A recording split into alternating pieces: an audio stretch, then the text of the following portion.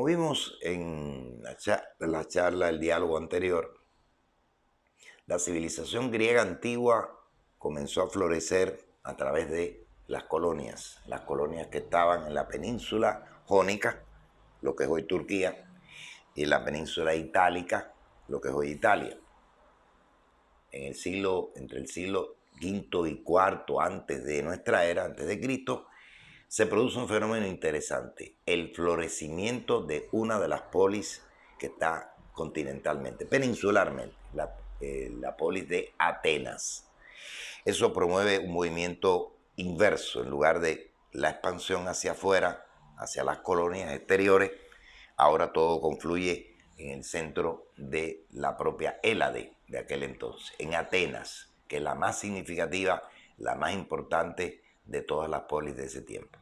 La polis de Atenas va a florecer y todo el mundo conoce una serie de edificaciones, de realizaciones culturales que son significativas y que dejaron una huella tremenda. ¿Quién no ha visto el Partenón, la Acrópolis de Atenas, la más grandiosa imagen de la Atenea, Partenos, como la gran diosa patrona de Atenas como tal, y todas las construcciones y todos los sucesos que se remiten a esta importantísima polis de la Grecia antigua? Una polis que siempre estuvo enfrentada con su rival, Esparta, que lejos de desarrollar los problemas de la cultura espiritual, desarrolló los temas de la cultura bélica, la cultura guerrera, para bien y para mal, porque en determinado momento esa cultura bélica de Esparta ayudó, contribuyó notablemente a través de alianzas, de que las polis griegas pudieran defenderse frente a las invasiones de los persas. Pero en Atenas es donde florece propiamente la nueva etapa del desarrollo de la filosofía. Y al hacer este traslado de lugar desde el ámbito de las colonias periféricas hacia la zona de Atenas, también se produce un cambio interesantísimo en el centro de la atención de la filosofía. Poco a poco van conformándose núcleos relativamente independientes de conocimiento, físicos, matemáticos, etc. Y a la filosofía le queda un territorio que va a ser el propio desde entonces hasta nuestros días, el territorio del pensamiento. Y más que el problema del arjé o de la physis, ahora en el centro de la atención estará el problema de la doxa, de la opinión, y el episteme, de la verdad. Este cambio resulta significativo y aporta justamente a la manera con que va a desenvolverse la filosofía de ahí en lo sucesivo. Cómo va a conformarse, estructurarse el terreno de la filosofía. En esta dirección, los primeros que reconocemos como significativos son unos sabios que se movieron de manera extraña por el territorio de Atenas. Eran generalmente metecos, es decir, extranjeros, que venían atraídos por una serie de peculiaridades del desarrollo que tenía la polis ateniense, y allí desarrollan desde mediados del siglo V hasta comienzos del siglo IV antes de Cristo una labor que ha sido tremendamente y polémicamente analizada por muchos. Fueron realmente educadores a sueldo de la juventud. Y algunos consideran de que de una u otra forma corrompieron a la sociedad. Aquí aparece la palabrita corrupción, que luego veremos más adelante aplicada a uno de los grandes sabios griegos. Es hacerlo dudar, es hacerlo pensar por sí mismo, es el cuestionamiento de los estatus, de las cosas que están establecidas, de los patrones de conducta, de los patrones de vida que pueden estar establecidos. Y esta manera de ejecutar su acción, además de ser una labor educadora, alfabetizadora del pueblo griego, implicaba un modelo de enseñanza mucho más amplio, más actualizado, más dinámico que lo anterior. Se sabe que estos señores, los sofistas, fueron maestros de la oratoria. Lograban enseñar a convencer en la asamblea pública a través de un discurso elocuente, vibrante, aun cuando fuera algo incierto, pero lo importante era saber convencer con la ayuda de la palabra y ganar pleitos, por ejemplo, en los tribunales. También era importante para ellos la heurística, el arte de ir buscando, de encontrar algo, de la investigación como tal. Dicen que fueron grandes oradores, por supuesto, si enseñaban a los jóvenes en las calles, en las plazas públicas, pues debieron ser grandes oradores, pero no tenemos nada más que algunos fragmentos de algunos de sus discursos. Esos discursos eran calificados por notables y algunos le tomaron, tenían miedo, le tomaron cierto rechazo. Aristófanes, el célebre teatrero, el célebre creador de una serie de obras teatrales interesantes, y también uno de los grandes escritores de la Grecia antigua, llegó a quejarse de que los atenienses empezaran a ir mucho más interesados a oír a los sofistas que acudir al teatro. El teatro cumplía una función de trasladar virtudes, maneras de comportarse, formas de conducta de los hombres, y servía de alguna manera no solamente para reflejar la vida, sino para también instruirla. Y al preferir los atenienses la prédica de los sofistas y abandonar el teatro, pues lógicamente también era un peligro. Se dice que fueron escritores, igualmente, pero de ellos apenas tenemos, sino solo escasos fragmentos. De todos los sofistas conocemos fundamentalmente a dos grandes, Protágoras y Gorgias. Estos sofistas fueron célebres por sus enseñanzas, de las que nos han llegado a nosotros solamente algunos fragmentos importantes. Quiero detenerme en una de esas frases, en una frase de Protágoras, que es tremendamente controvertida. El hombre es la medida de todas las cosas. ¿Será cierto? Yo diría que sí y que no.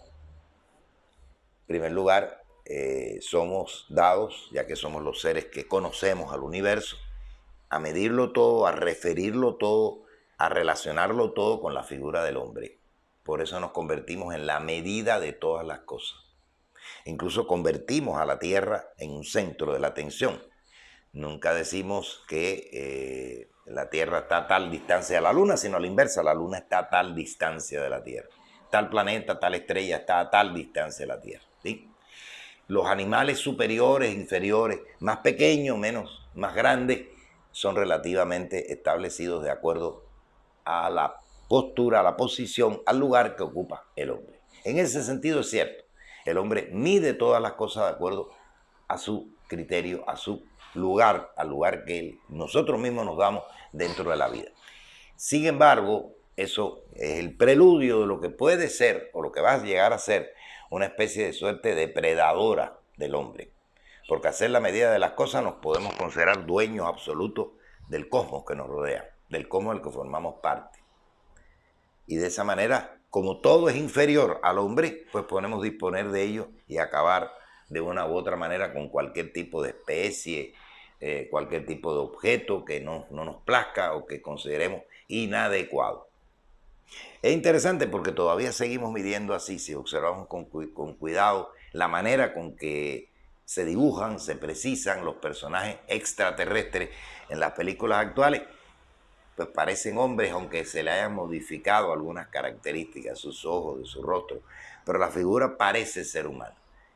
Nos cuesta trabajo entender de que otros seres que tengan incluso capacidad intelectual similar o superior a la nuestra sean de otro tipo que no sea el humano tomado como medida de todas las cosas. Polémica frase de Protágoras como una de las figuras claves de ese periodo que fue la sofística. Por cierto, la palabra sofística peyorativamente, despectivamente, ha pasado a ser un sinónimo de tratar de convencer a alguien con la mentira y no con la verdad. Eres un sofista, a veces decimos, quiere decir una persona que sabe elaborar bien un discurso, como ellos enseñaban a hacerlo, aunque fuese sobre una base totalmente falsa. No es justo, porque realmente ellos enseñaban una serie de verdades y sobre todo llamaban al libre pensamiento. Y en la medida que fueron libre pensadores y llamaban a emular ese libre pensamiento, pues fueron seres sumamente importantes en la vida, en la cultura de la Grecia antigua. Asociado a esos sofistas está la figura casi mítica de Sócrates. Algunos consideran, alguien dijo, que era uno de los sofistas. Otros dicen que estaba aislado de aquello. Sócrates sí era ateniense, como la mayor parte de los sofistas no lo eran extranjeros. Sin embargo, su prédica parece que tenía similitudes con la de los sofistas y de ahí que se le asociara. ¿Cuál fue el tema de este señor llamado Sócrates? La verdad y la doxa, ya mostrando claramente el cambio hacia esta dirección nueva de la filosofía. Sócrates decía que cada hombre poseía dentro de sí una parte de la verdad, pero que necesitaba descubrirla con la ayuda de otros. A mí me parece que es sumamente interesante esta reflexión, esta concepción socrática, porque puede que reconozca o no que yo tengo parte de la verdad o tengo dentro de mí parte de la verdad, pero lo más interesante es que la segunda parte de la idea, esa parte de la verdad solo la puedo descubrir con la ayuda de otros, o sea, a través del diálogo. Volvemos a la idea que ya se había planteado en otra presentación. ¿La filosofía nace como una reflexión solitaria? No, imposible. El pensamiento nunca se realiza de forma solitaria. Siempre a través del diálogo, de la confrontación. Y él aquí dice de que para descubrir la verdad es imprescindible que haya la ayuda de otros. Ese diálogo, como siempre se reitera, puede ser con otra persona, con un grupo de personas que dialoguen conmigo, que discutan conmigo sobre un tema determinado, o puede ser con la ayuda de un libro, de un filme, porque de hecho estoy discutiendo con otros, conversando con otros, buscando en otros la ayuda correspondiente. Jamás a la verdad se llega por forma individual, sino se llega a través del diálogo, la confrontación, la ayuda de los otros. Es más, en la psicología contemporánea se afirma con toda certeza de que el conocimiento de mí mismo lo logro siempre a través del otro, porque es el otro el que va a mostrarme esos lados que permanecen oscuros, sellados, silenciados por mi parte, que no los percibo porque es mi propio comportamiento y mi propia conducta, y es el otro el que me va a advertir, el otro el que me va a señalar. Y de esa manera aprendemos de nosotros mismos, llegamos a la verdad de nosotros mismos a través de esta ayuda que nos brindan los otros como tal. La otra cuestión que sale aquí es la idea de los diálogos. El método socrático, la concepción socrática de enseñanza se fundó, igual que los sofistas lo habían practicado, a través de estas polémicas, de estas conversaciones, de estos diálogos.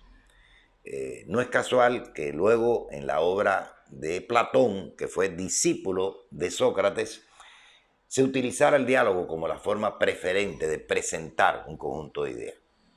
No una idea lanzada, no una idea fijada de antemano por alguien, por el gran sabio, sino el resultado de una polémica, de un debate, de una discusión, a través de la cual se llega a la verdad, se llega al establecimiento de algo correctamente y pertinente en cada caso.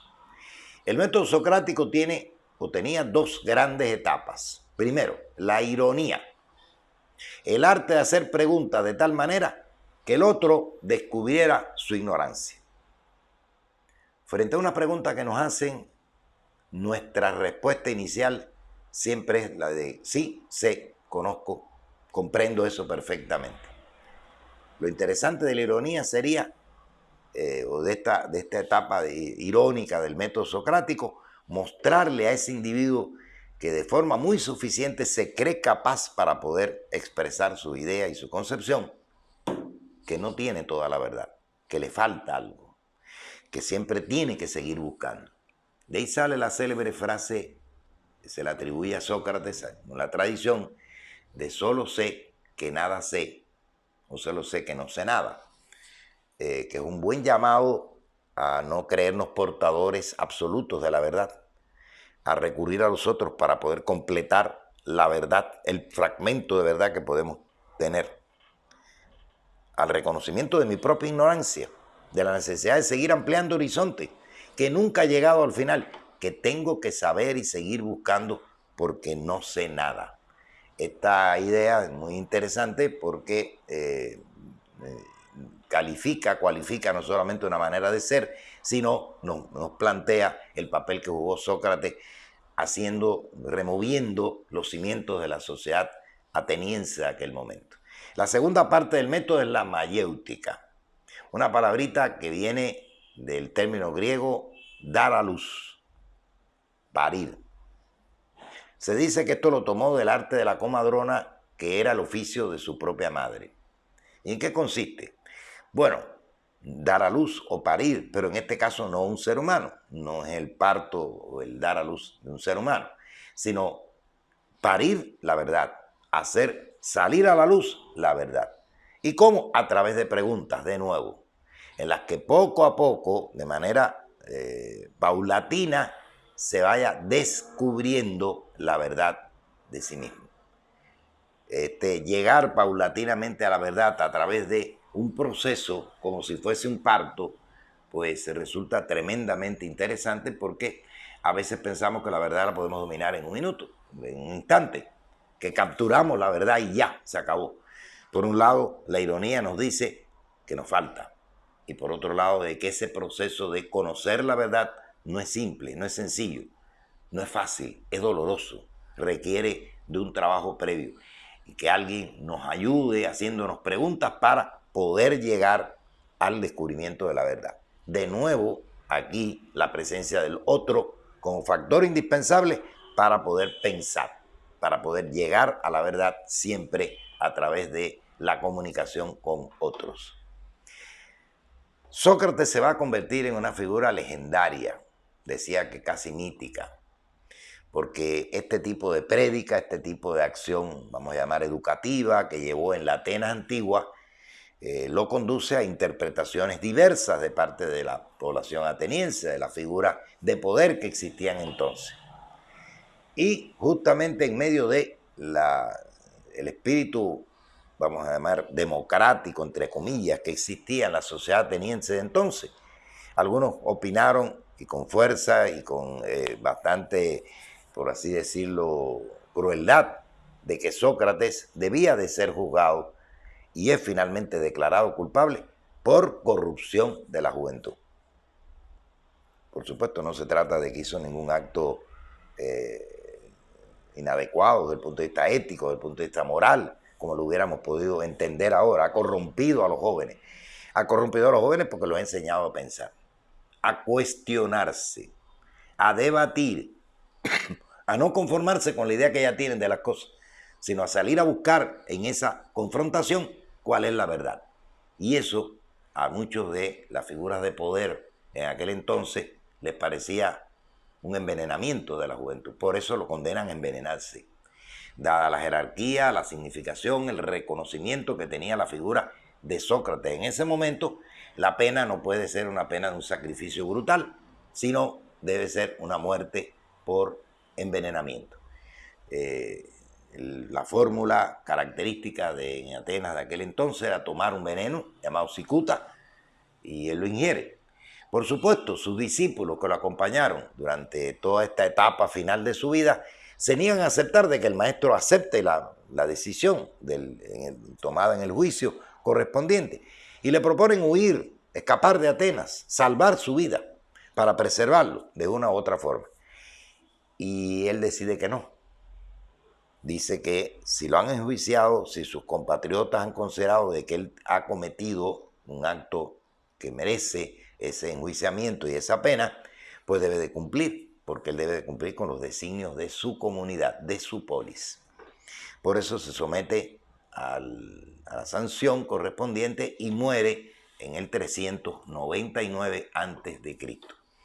Sobre este suceso se han elaborado infinidad de leyendas. Hay filmes, hay anécdotas relatadas por diferentes gente y sobre todo hay una cuantiosa obra pictórica en la que nos muestran precisamente el escándalo de su discípulo, el terror de sus discípulos por la muerte de su maestro. Muchos cuadros, muchas obras literarias, muchos filmes que han abordado este problema.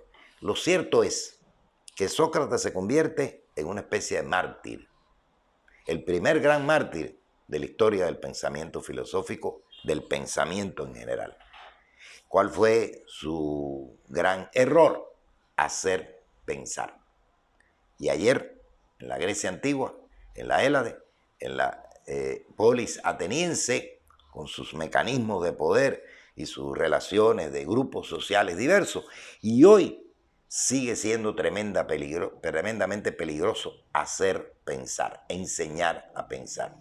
Por eso, en efecto, la enseñanza de la verdad pues es tremendamente problemática, puede traer resultados fatales y el ejemplo de Sócrates es significativo.